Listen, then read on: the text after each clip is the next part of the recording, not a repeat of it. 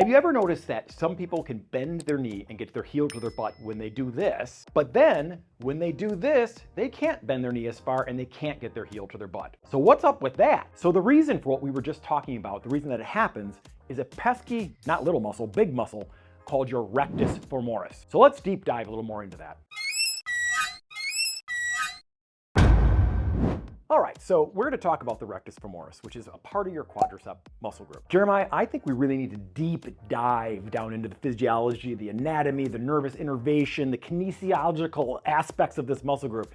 Are you ready to do it? No, actually, I just realized I think I left my microwave in the fridge. Where are you going? I got to plug it on. Oh, God.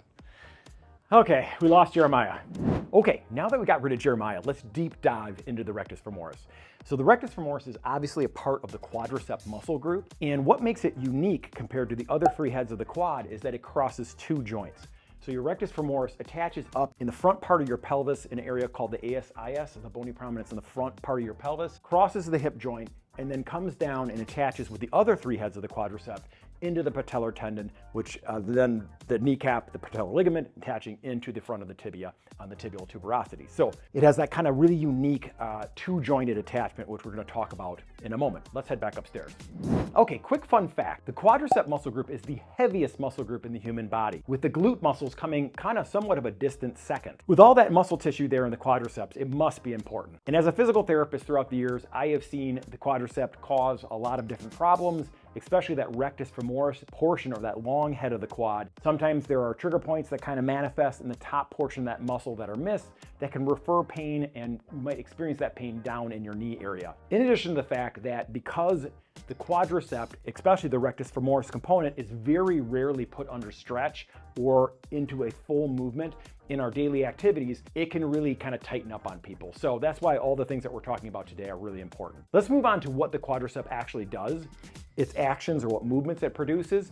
So the motions that the quadricep does, especially the three heads of the quad that don't cross the hip, it basically extends or straightens your knee, or it resists flexion of the knee in the eccentric contraction. This is extremely critical in movement patterns like squats and lunges. So many of the most important functional movements that you do, the quad is very much so involved in. The rectus femoris portion of the quad, or the two joint segment, is where it gets kind of complicated, because that part of the muscle can flex at the hip and or extend at the knee, but really kind of floats between those two actions based on whether it is on stretch at the top or the bottom. So for example, if I have my knee flexed and bent and I try to then flex my hip, you're not going to get a very strong activation of your rectus femoris. Conversely, if you do an action where you are extending at the knee and you also are flexing at the hip, like kicking a ball, you're going to get a very strong contraction of the rectus femoris as you're shortening at both of those joints. So it is kind of a puzzler that way as far as when it is kicking in. And that two-jointed nature of the muscle group is what makes it so complicated. Now that you know a little bit more about the rectus femoris, what it does, why it's important, let's move on to some tests to check whether you're tight in this area. So many of you may be familiar with a standard hip flexor tightness test, the Thomas test. So it involves lowering the leg down to the mat while you're holding your pelvis and your spine in spine neutral. So this test is great for assessing the hip flexor group, but when we want to get more specific and look at just the quadricep, let me show you two other tests that are actually a little bit better and more specific. To test the quadricep muscle group, you really need two different tests. The first one is going to test the one-jointed components of the quadricep, so those three heads of the quadricep that do not cross the hip. What that's going to look like, I'm going to have you straighten out your leg on this side. We're going to test his right leg, and what I'm going to have you do is just pull your heel to your butt. If the person can get their heel to their butt in this position, it indicates that their one joint quadricep is not tight. If the person was unable to, where they were able to come down but they weren't able to get that heel to the butt in this position here, it would indicate that those one joint muscles of the quads or heads of the quadricep muscle are tight.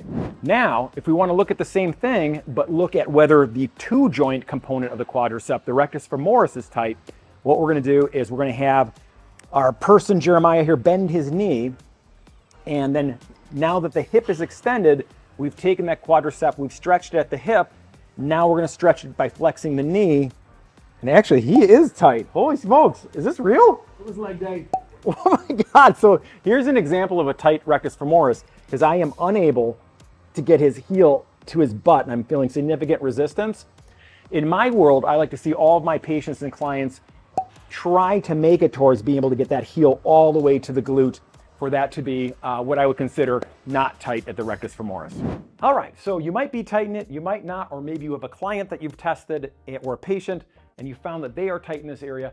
Let's go into 2 different stretches or mobilization techniques to loosen that area up and get it moving better. Okay, this first stretch is the more basic form of a rectus femoris stretch.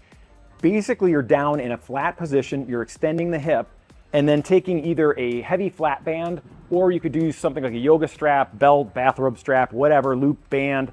You're pulling that heel to the buttocks in this position.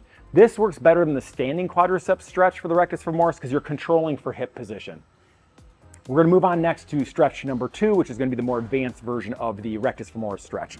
Okay, we're setting up for the more advanced 2-joint rectus femoris stretch. You are gonna want some padding for your knee.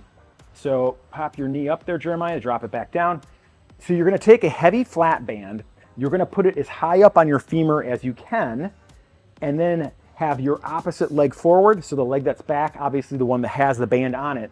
From there, you're gonna get a nice tall position through your body, and then think of tightening through your abs a little bit to kind of support a spine neutral position in your back, and then lean back into it a little bit.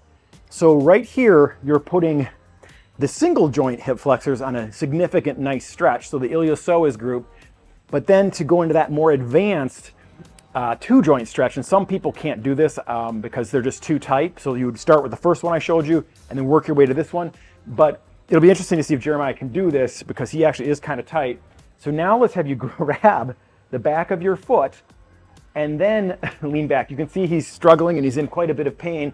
The cool part about this stretch is he's falling down, folks. He can't take it. He can't take the heat of this advanced stretch.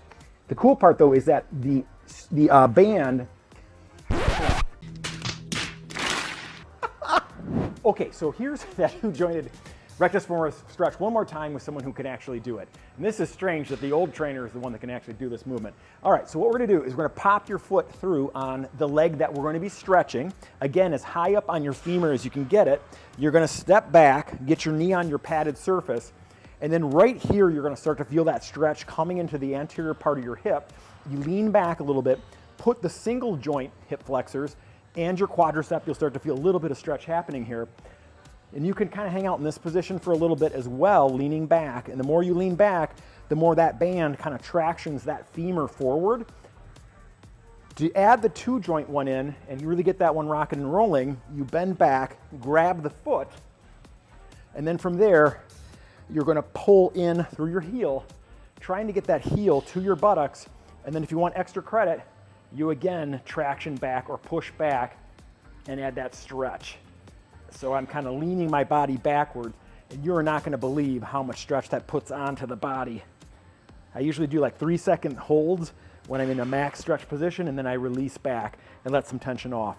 Press back, hold, 1, 2, 3, and then release back.